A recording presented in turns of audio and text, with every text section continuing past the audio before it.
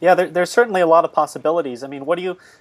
I mean, in the future, do you see everybody using Bitcoin? Where do you see it starting out? I mean, I know that a lot of merchants online are using it now. A lot of people do face-to-face transactions with Bitcoin. Yeah. Where do you see in the near future the next level, the Well, next thing that people will be using Bitcoin for? that's easy to predict because I know people, all these people telling me stuff because I'm, I guess I'm like the de facto PR person for. I'm what somebody said yesterday. I'm the biggest, the best cheerleader for Bitcoin. He's going to get me some pom poms. But the people tell me stuff, so they know I know a lot about what the projects that are happening. That's where I started to say our hackathon. That's another thing. Our weekly hackathon here in New York City, which I recommend people start a meetup. Go to meetup.com and start a meetup in your local area. And then the super geek developers have their own little spin-off hackathon. They get together and they all code together for, from 1 to 5 on Saturday or something.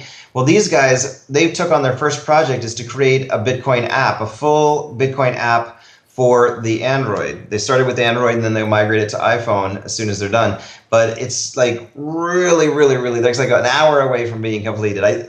I'm almost positive it'll be finished by this Saturday. And Cool. so it'll be a free, everything they do is free open source. They're committed to everything they do is free and open source. So it'll be an app in the Android market, and you install it on your Android phone, and literally, like you and I go to lunch, and you put it on your credit card, and so I want to send you $25, so I just hit pay, and you hit receive, and then as soon as you hit receive, a little QR code, like the square barcode, will show up on your screen, and as soon as I hit pay, a camera will come up, and I just hold my phone up to yours, and it goes beep, and I scan your barcode, and then I put in $25, which it'll automatically calculate the equivalent, and then it just goes beep, and there it is. It's instantly transmitted to your, and the wallet, the actual money will be on the phone. So you can actually store, it'll be a full-blown client where the wallet.dat file, basically, is what they call it, the wallet, the actual coins will be on the phone.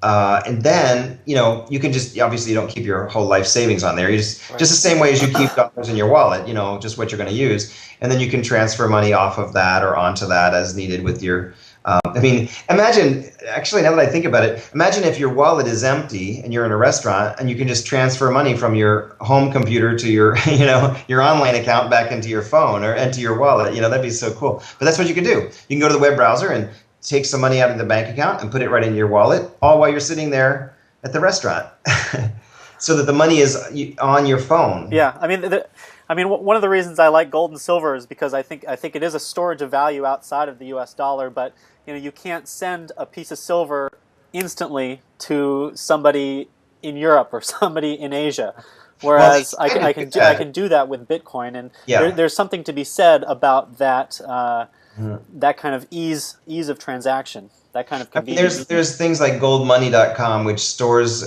vaults your gold and silver, and they actually have an app for the phone that you can do that sort of thing, but it hasn't really taken hold, and regardless of how secure it is, and you're still trusting somebody else that the gold is there and it's centralized.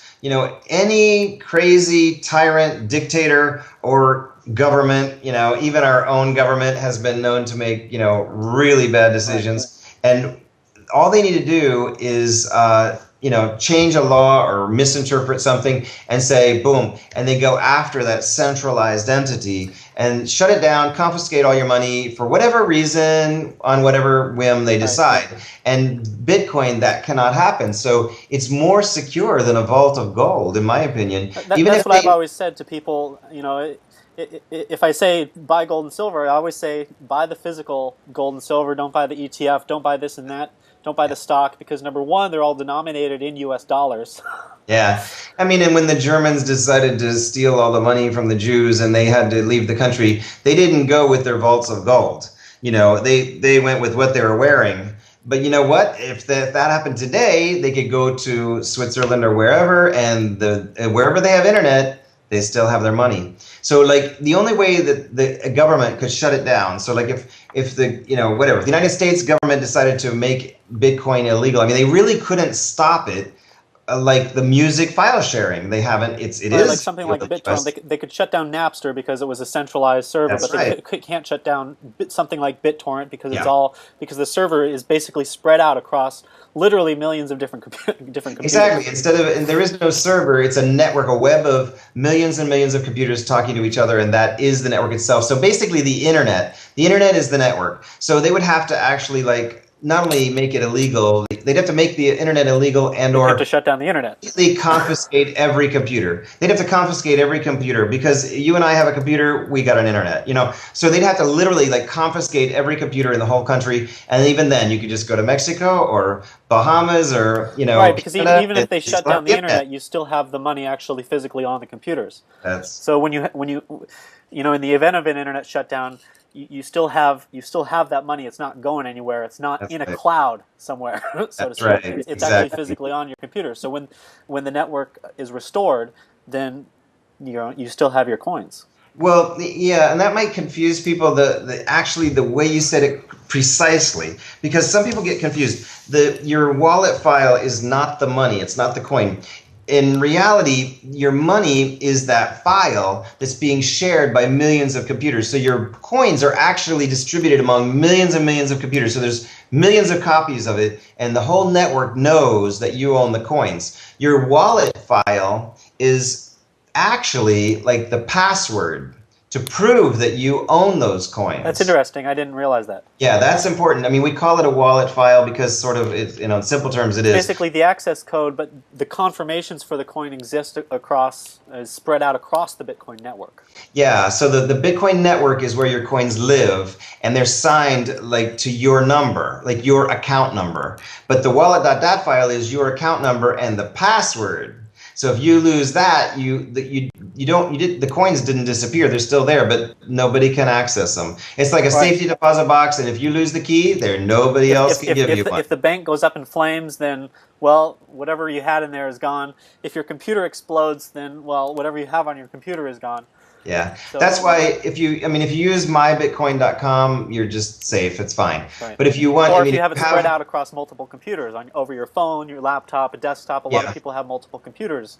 you can do A that lot of too. people have relatives that that I'm Yeah, sure I they mean, I can wouldn't hold around. put money on my own computer unless I really know what I'm doing because anybody, the thing is that there can be a fire, somebody can come in and the first thing they're going to do if they break into your place is they're going to steal your computer, and that's all your money. You don't want that. So I recommend these web-based things like my Bitcoin. But if you are going, like if you have your life savings on there, if you have more money than you really can live with losing, then in that case you need somebody technical to help you put it on your computer, and then you want to put it in a true encrypted file. And then when that file is encrypted with a password that only you know, or you and somebody close to your will or whatever knows, then you take that encrypted file and then email it to everybody you know. Put it on a website, put it everywhere, put it in your Gmail, and just distribute it everywhere all over the internet. Nobody can do anything with it except you with your password. But if something worst case scenario happened and they strip searched you on the way out of the country, you could go somewhere else. As long as they have internet and you could access a copy of that file, you have all your money. Right. I mean Yeah. that's a good solution, and I think that as Bitcoin comes out of its infancy, there's going to be all these, like you said, brilliant people working on it that'll come up with solutions that you and I can't even imagine at the moment. Yeah. That's not only dependent on the thinkers that are involved in the process of how to improve the system and how to improve the network, but it's also a matter of technological advances. Like you said, Right. 5 years ago, who would have envisioned even being able to use something like PayPal on on a phone? Yeah. It's true. Yeah, And now and it's actually some of commonplace. these things that you're talking about are already in development and they're going to be out soon. Like there's a company that I know of that is working on a solution that will actually vault your wallet.dat file. So it'll do this encryption on your machine, and it'll be encrypted before it goes to them, and it's like a vaulting service. So it'll protect it. They're going to make it absolutely seamless for the end user. So it's a trusted company that will secure your wallet, and it's encrypted so they can't even access it.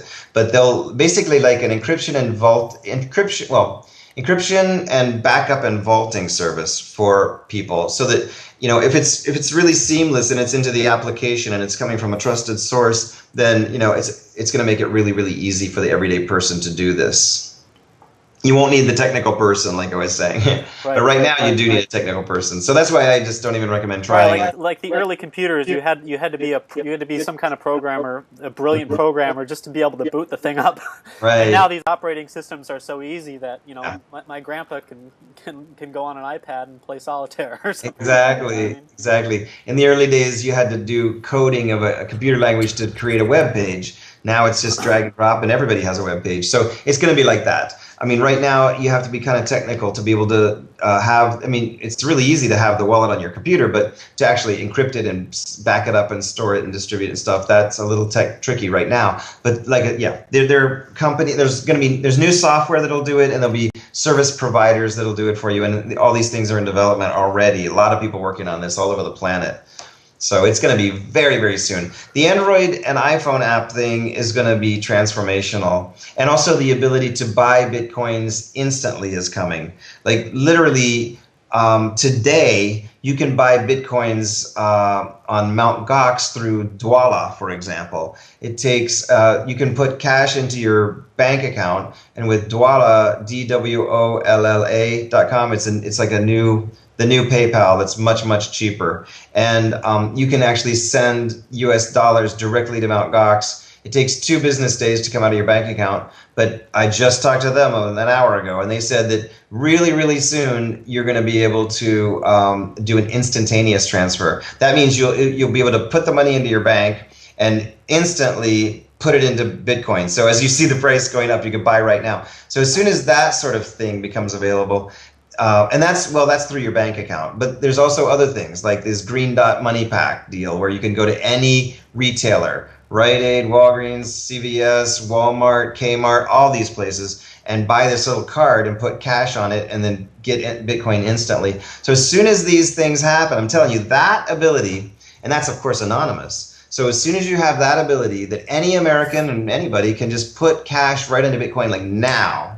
And then the other thing is that, like I could be a 12-year-old and I put some money on my Bitcoin, my little iPhone, my Android, and I go to school and I give, and I sell Bitcoins to all my friends. It's going to spread like wildfire overnight. It's, if you think Facebook and Twitter hit big fast, this is going to really spread fast, which means there'll be huge demand and the price is going to keep going up and up and up. Right. And I think one of the huge drawbacks right now is that, at least when I bought my first Bitcoins, I had to go through a 7-day waiting period with PayPal, and I know that's all going to change very shortly. And yeah, but yeah, like you said, it's just the technological advances in the future, and I think it's really, really important, as you were talking about, for people to instantaneously switch back between dollars and Bitcoins, because then I'm sure once that happens, we'll see some kind of crisis or event in the Middle East, and then the Bitcoin price will be reflected immediately because maybe people want to go out of the U.S. dollar, or maybe people want to go into the U.S. dollar for some reason.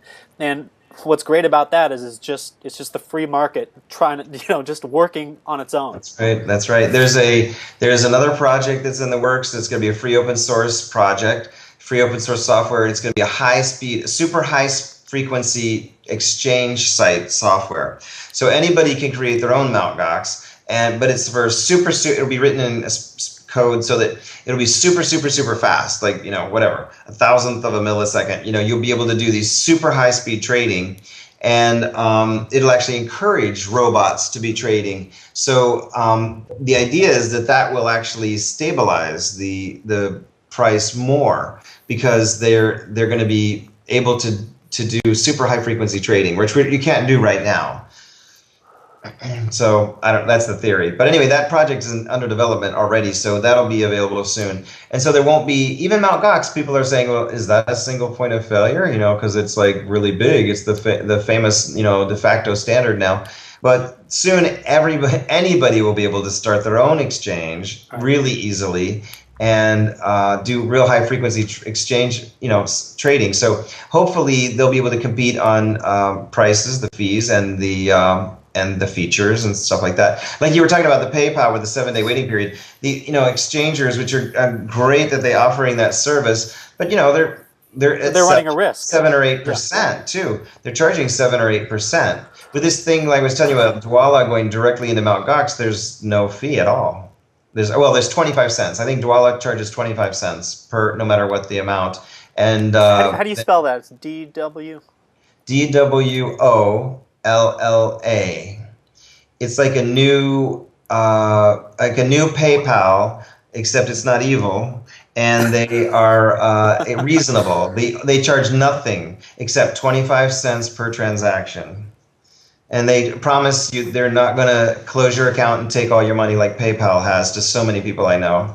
So it's the new thing, and they don't use credit cards. They will not attach it to a credit card, a MasterCard or Visa. It's just to your bank account. So and the only drawback with that is it takes 2 business days to take the money from your bank account and then send it in to Mt. Gox. But that's working right now, if you can wait 2 days. But like I said, soon they're going to have this thing called FI Sync, right? FI Sync. It's this new technology that is real soon now, as we say in computer, RSN, real soon now. They're going to have this, and they're going to launch this as a new feature of Dwolla, which means it'll be instantaneous. It'll come right into your bank account, right into Mt. Gox, and then you can click buy and buy your Bitcoins instantly.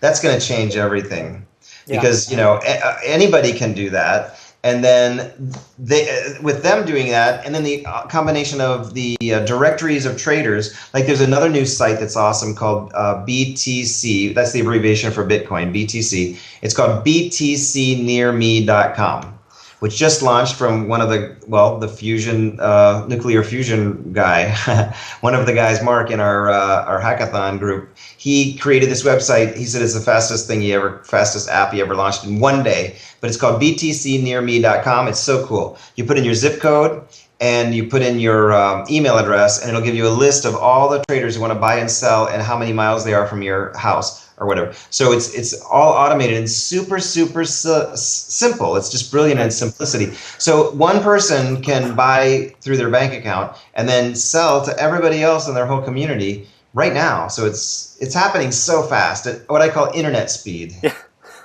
Right. Oh, and then the other thing is the smartphone app, of course, boom, bing, bing, through the Android. That's going to fly, Yeah, I mean, I really look forward to seeing, what kind of developments there are, for Android, iPhone, all these, all these pieces of technology, which have really changed the way that we all communicate and change the way that we see each other in relation, and it's pretty amazing. Of course, you can already do it with a smartphone that has a browser and internet, because you can just go to mybitcoin.com and it's web-based, and I can, I can send you Bitcoins to your mybitcoin.com account. And if you have a browser on a smartphone and I have, we can already do it through a web-based thing. But the native app will be even cooler, just be easier. They're gonna be able to transmit the Bitcoin address through a QR code or also through SMS and many different ways. So it's just about making it easier and easier and easier for the average person to do. Right. So, yeah, it's about to take hold. I'm telling you, Time Magazine a few weeks ago, Forbes Magazine came out on Saturday, and CNN mentioned Bitcoin a couple days ago. It's just, it's about to really go mainstream. When Katie Couric starts talking about it on the CBS Evening News, it'll be too late. So, I'm telling everybody, buy. Just buy them. It's like getting in on Google stock the first time it was available to buy it. I really think that anybody who's in on this right around now, we're not on the ground floor, we're in the basement, just a few steps up, but we're coming up the stairs of the basement. And I think that people are going to end up being rich. The ones who bought it, for less than $5. Yeah, I think the early rewarders with anything that takes off, like the early adopters, rather, with anything that takes off, are going to be definitely rewarded. Yeah. For that, and as soon as it's easier to buy and sell it, to trade it between currencies, to buy things with each other, to buy things online. As soon as more people adopt Bitcoin and use it on their website to buy and sell goods and services, then I think that it'll really take off, and it'll really be a viable option that everybody can will be able to use. Yes, and also another thing, microtransactions for really small transactions and donations. Donations is another huge aspect of Bitcoin because been this huge thing about monetizing the web, this big jargon buzzword thing, monetizing the web. Everybody's failed. Everybody from the New York Times, Wall Street Journal, everybody's failed. Yeah. But Bitcoin, I think, can be the solution because if you whether you're a blogger or you have a YouTube channel and this guy who created this amazing animated documentary on YouTube, he has 88 million views or some crazy thing. And he told me, he said, if I had a nickel for every person who'd watched my film, I'd be a millionaire. And I said, well, now you can. Yeah. On your YouTube channel or on your blog, you just put, if you liked it, send me a nickel. And here's my Bitcoin address. And everybody can do this today. You just go to mybitcoin.com and you click sign up. It takes 2 seconds. It's free. And they give you a Bitcoin address. It's like an email address, but the only thing people can send you is money. So then you paste that Bitcoin address on your blog or your YouTube channel and say, if you like it, send me a nickel. And you'll be amazed because people will just start sending you money. And this is what people prefer. They don't want to have a black door that you can't see past the velvet curtain and it's $25 to get in, cover charge. No, they want to go in and have a great time and say, thank you, I loved it, and have a tip jar on the way out. Right, and what's happening is now, if you're a blogger, if you're somebody on YouTube and you try to monetize it, I mean, you said that New York Times and everybody has been trying and failing. Well, there's a couple people who are really doing well off of it, and that's the middleman. Like you said, Yeah. that's people like Google, where if you put an ad on your through AdSense, if you put an ad on your blog or your website, and you get a click on it, I think they give you less than 50% of what they're actually making from it. And of course they're setting it up, setting it up at everything, and of course that comes at a premium. But like you said, I think people would be more willing to donate and more willing to support a YouTube channel or to support a blogger if they knew that was all going directly to them. Absolutely. There was no middleman involved in that. Because when you click on somebody's ad, you're donating half of it to Google. Oh, no.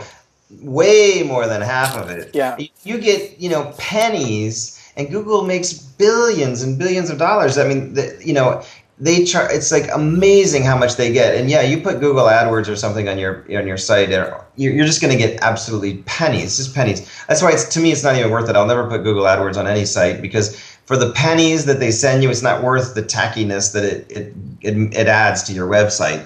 You can tell as soon as I see Google AdWords, I'm like, okay, I just dropped 5 points on my scale of quality sites because I don't know. I'm kind of biased against any site that has Google AdWords because it's like, okay, if they need those 3 cents from Google, then they're not doing very well.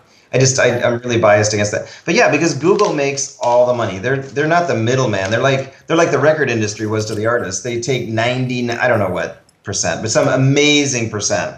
You get nothing.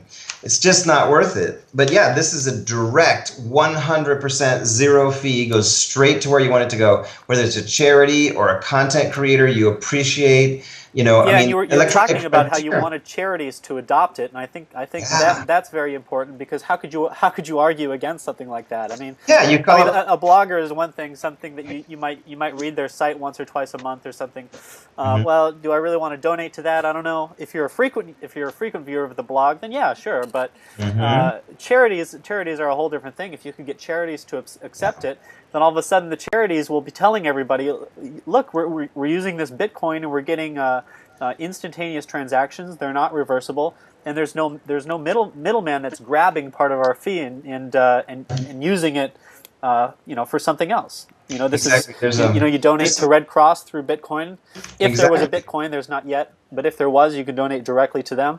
You don't have to go through big names that are accepting it now, like the EFF, the Electronic Frontier Foundation, is accepting Bitcoin donations, and that made big news. But you're right. If anybody who wants to promote Bitcoin and they want to help accelerate the acceptance and mainstream of it, all you got to do is email or call the charities that you care about and say, what's your Bitcoin address? I want to donate I want to donate. I need your Bitcoin address. And if they don't know what Bitcoin is, tell them to go to bitcoinme.com, which is actually it's going to be completely redesigning. It's down at the moment, but in a minute it'll be back up. And it's kind of like the Bitcoin for Dummies kind of thing, for explaining what Bitcoin is to the ordinary person, bitcoinme.com. But anyway, you tell them you want to make a donation. What's your Bitcoin address? And that if they get enough emails and calls like that, we actually have. The other thing is, for people who just are evangelists, we have another group called our Promote-a-thon, and they get together every week and they work on projects like this. All of them will sit around and email and contact charities and say, "What's your Bitcoin address? What's your Bitcoin address? We want to donate Bitcoin." And if they keep hearing this, they're going to go, "Hey." In their weekly meeting, they're going to go, what the hell's a Bitcoin? There's a lot of people want to give us money via Bitcoin. We should get set up with that thing. And when that happens, it really will accelerate it exponentially how it's accepted. So charities and also, big mainstream bloggers and things like that, they'll adopt it, and it's phenomenal for micropayments. Like I said, even if you want to donate a nickel, those things add up like crazy. And they'll notice, and especially if it's any any kind of press releases or news or things like that, they will hit the news. The more media attention it gets, the more the more it'll be accepted. So it's all good. Things like that. What was the other thing? Also, merchants, talking to merchants and seeing if they'll accept it. As the merchants, point of sale solutions get better and better, that'll be an easier thing to do. Right now, they have to use something like My Bitcoin on a web browser or a smartphone. Like I said, as soon as these smartphone apps will be available, they can just keep an Android phone by the cash register and do it that way. But the next step, of course, very soon they'll have cash register integration and things like that. So it's all kinds of these things are under development right now. So many brilliant minds working on these things all over the world. It's going to be quick. It's going to happen fast. We're making history. It's very cool, and I appreciate all the time that you're spending getting people aware of this. Thank you so much for talking with me. Is there anything else that you wanted to say about Bitcoin that you kind of had on the top of your head, and maybe throw out your website so people can find you? Yeah, there's so much to say about Bitcoin that we started not one but 2 weekly shows about Bitcoin, and we have one in English language. As I was saying, we're launching an internet television network called onlyoneTV.com, and it's about to launch in a few weeks. But there's already one episode of the Bitcoin show there. If you go to onlyoneTV.com. The Bitcoin show is weekly, and we've already started that one. And then we're going to do another version of the Bitcoin show in Spanish language for the Spanish-speaking world out there. So it's called El Show de Bitcoin. Imagine that. But so there'll be 2, one in English and one in Spanish, because there's so much to talk about. And these developments are happening so fast. We'll be interviewing a lot of the key players, the technical leads and the leads of these amazing projects, and all sorts of stuff. It's lots and lots of fun news to talk about there. Well, it's very exciting, and at some point I hope to have you on, and maybe we'll do another interview, and we'll talk about kind of what developments, because I'm sure if I contact you in 6 months, there's going to be more technology. The price will probably have gone up significantly. I'm sure if $50. The past few weeks in 6 months, or any indication, it'll be like $500 a Bitcoin.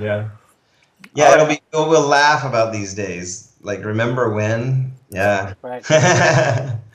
Yeah. So, okay, well, Bruce Wagner, thank you so much. I really appreciate you spending your time. I know you're very busy. Sure, no problem. Thanks. It was great chatting. Okay, talk to you later. Take care.